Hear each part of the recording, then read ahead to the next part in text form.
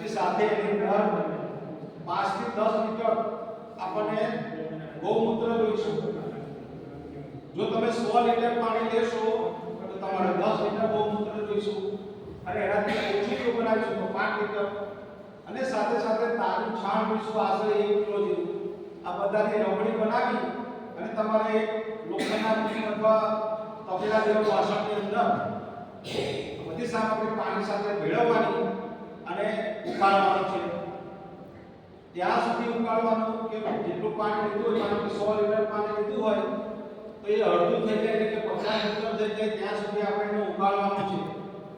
અને ઘડિયાળની કાંટાની દિશામાં હલાવીને 2 દિવસ સુધી ઠંડુ પાડવાનું છે અને 48 કલાક પછી તમે એને ગાળી અને પછી એનો છંટકાવમાં ઉપયોગ કરવાનો છે.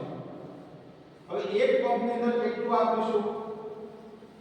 ઓછામાં ઓછું તમે 2.5 લીટરથી લઈ અને 3 લીટર સુધી તમારો જે પંપ બનાવો છો એની અંદર આ દવા બનાવ્યા પછી તમે લઈ શકો.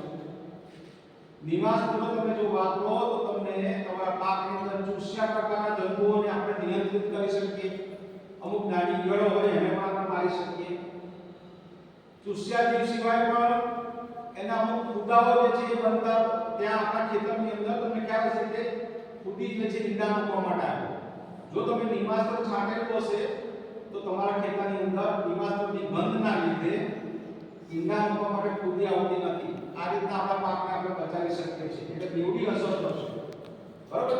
આપણા ખેતરની અંદર ઈયળો જોવા નહીં મળે કારણ કે ફૂદી ઈંડા મૂકવા માટે આવતી નથી. તો નિમાસ્ત્ર છંટવાથી આપણને બેવડા ફાયદા થાય છે. હવે કાળજી એ રાખવાની છે કે જે કંઈ તમે આ રીતના દવાઓ બનાવશો, નિમાસ્ત્ર પછી આવે છે બ્રહ્માસ્ત્ર છે, 10 પાણી અર્થ છે, આ બધી જ દવાઓ તાજી બનાવવાની છે. એને વાસી રાખીને કે અથવા આમાં લખેલું છે કે 6 મહિના સુધી તમે એને વાપરી શકો. એની એક્સપાયરી ડેટ છે, બરાબર? એની વેલિડિટી કેટલી છે? 6 મહિના સુધી. તમે કોઈ પદાર્થ બનાવ્યો હોય તો તમે ભેગી કરીને જ્યારે જરૂરિયાતના સમયે એમાંથી કાઢીને વાપરી શકો.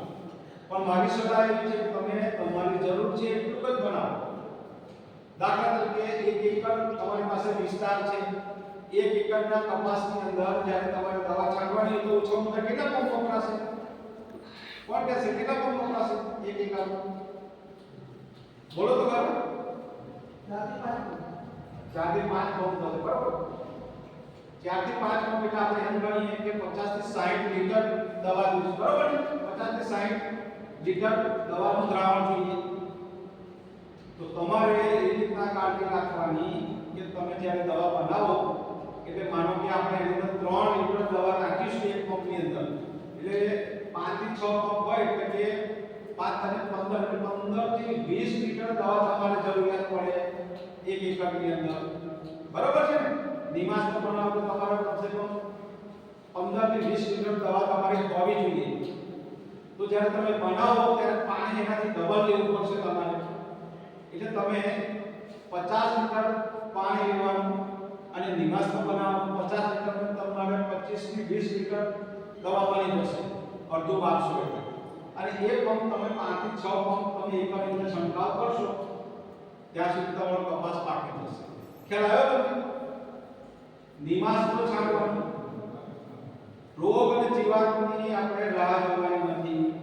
નક્કી કરો એક કેલેન્ડર બનાવી લો કે આપણે દર બુધવારે કે ગુરુવારે દવા છાંટવાની છે, બરાબર ને? 5 પંપ તમે કીધા એકરના એટલે તમારે બુધવારે 5 પંપ નિમાસ્ત્રના છાંટી દીધા. પછી બીજા અઠવાડિયે તમે બ્રહ્માસ્ત્ર બનાવો એના 5 પંપ છાંટી દીધા. પછીના અઠવાડિયે તમે જાઓ તો ભાઈ 10 પાણી અર્ક બનાવો. હવે નેક્સ્ટ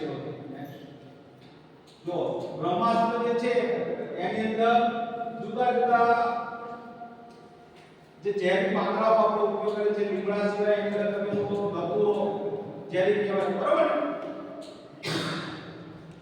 સીતાફળ છે, કરંજ છે, પપૈયા છે, બરાબર? એરંડા પણ તમે વાપરી શકો.